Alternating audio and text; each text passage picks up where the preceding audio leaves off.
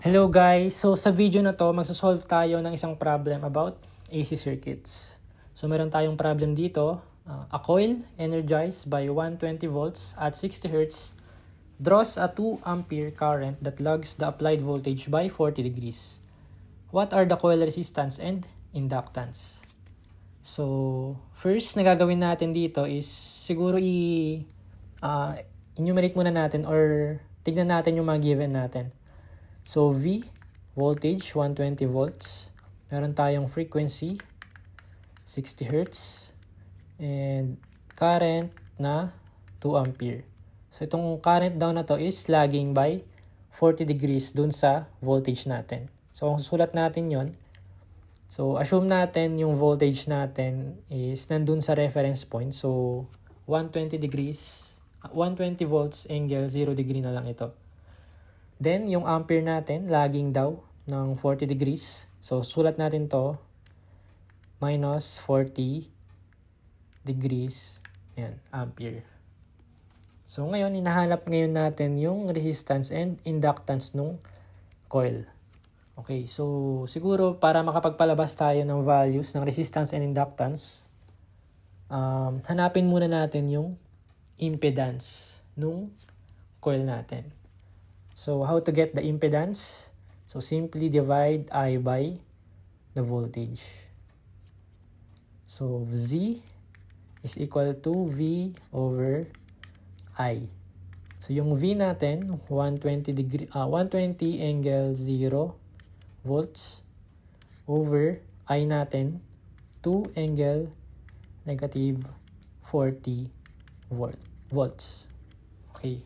So, impedance natin is equal to, so sa problem na to kailangan naka-complex mode yung calculator natin. So, ayan, naka-complex mode na siya para makapaglagay tayo ng angles or angular distance nung mga voltage natin.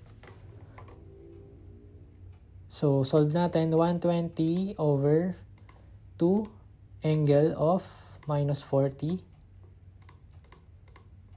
So, ang sagot natin is, ayan. So, ang sagot natin in rectangular form is 45.96. 45.96 plus J, 38.57.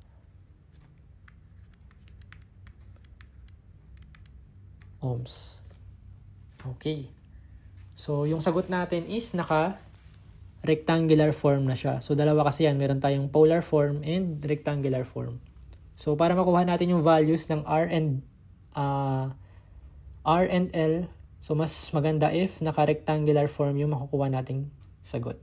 Kasi yung form natin ng impedance for rectangular form is Z is equal to R plus JX. So, yung R natin resistance and yung X natin is yung reactance. Tapos, since positive yung nakuha natin na reactance, so, inductive reactance ito.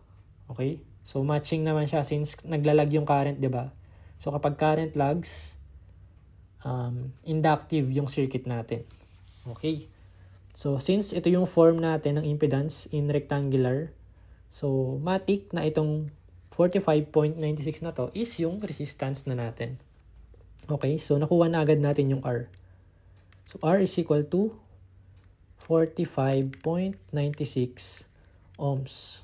So kung titignan natin dito, so makukuha na agad natin yung sagot na 46 ohms, diba? Since ito yung pinakamalapit. So, pwede nating i-assume na letter B yung sagot sa problem na to.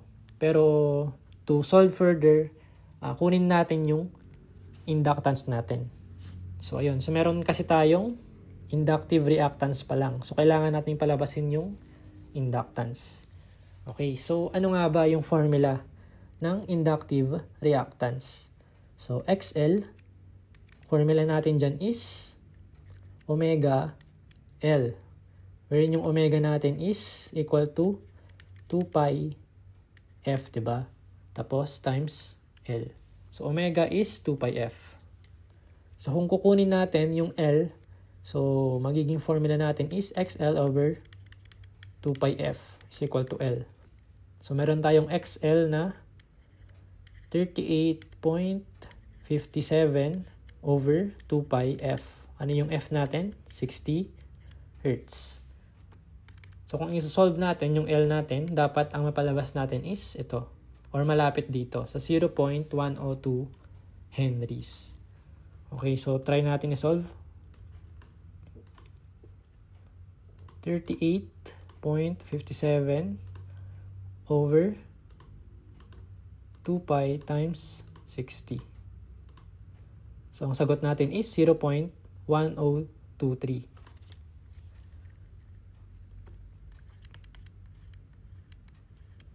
Ang unit ng inductance is Henry. Okay, so meron na tayong R and L. So kung titignan natin, so ang sagot natin for this problem is letter B. Which is malapit naman dun sa nakuha natin, di ba? Okay, so with that, thank you sa pakikinig and panonood. So yun lang guys, bye!